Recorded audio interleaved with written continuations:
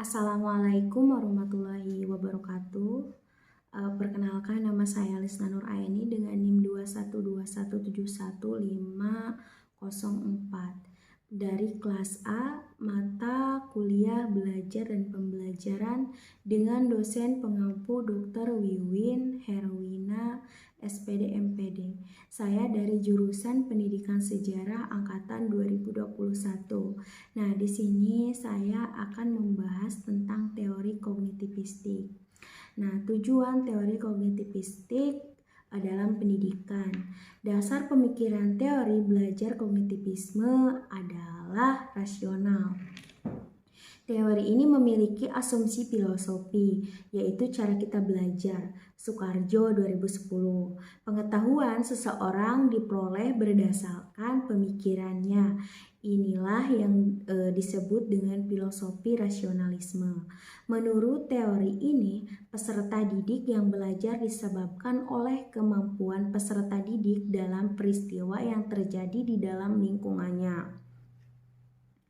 Teori kognitivisme berusaha menjelaskan dalam belajar bagaimana orang-orang berpikir. Teori ini menjelaskan bagaimana belajar terjadi dan menjelaskan secara alami kegiatan mental internal dalam diri peserta didik.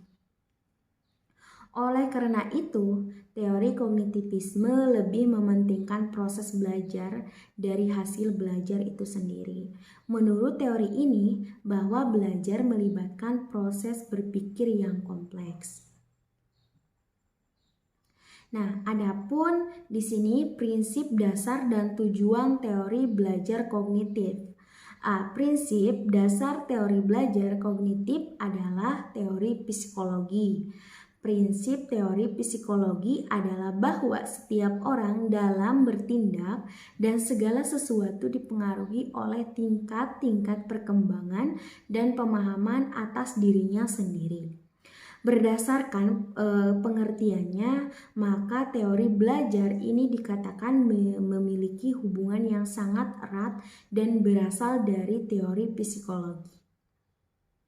Aspek kognitif mempersoalkan masalah bagaimana orang memperoleh pemahaman mengenai diri sendiri dan lingkungannya, serta bagaimana mereka melakukan dalam berhubungan dengan lingkungan mereka dengan menggunakan kesadarannya.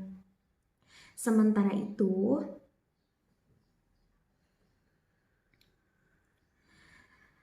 aspek psikologinya antara orang dan lingkungan psikologi secara bersama dan saling berhubungan secara timbal balik. Dalam hal belajar, aspek psikologi ini memandang bahwa proses belajar pada seseorang terjadi secara tidak tampak dari luar dan sifat kompleks. Karena tingkah laku ini dipengaruhi oleh faktor luar, tetapi dipengaruhi oleh secara bagaimana terjadinya proses informasi dalam diri seseorang atau dalam jiwanya. Oleh karena itu, psikologi kognitif lebih penting karena proses internal atau proses mental manusia dari proses eksternalnya. Dari sini pun ada juga tujuan.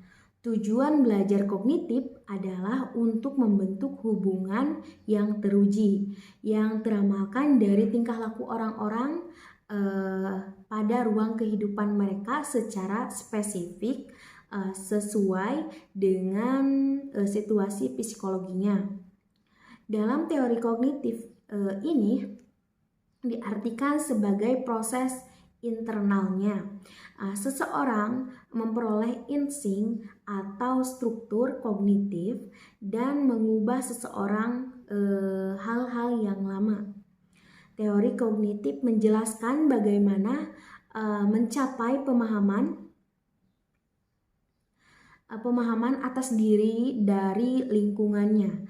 Lalu bahwa diri dan lingkungan psikologinya merupakan faktor-faktor yang saling bergantungan suatu dan lainnya. Nah, mungkin untuk tujuan dari teori kognitivistik dalam pendidikan itu cukup saya sampaikan sampai di sini.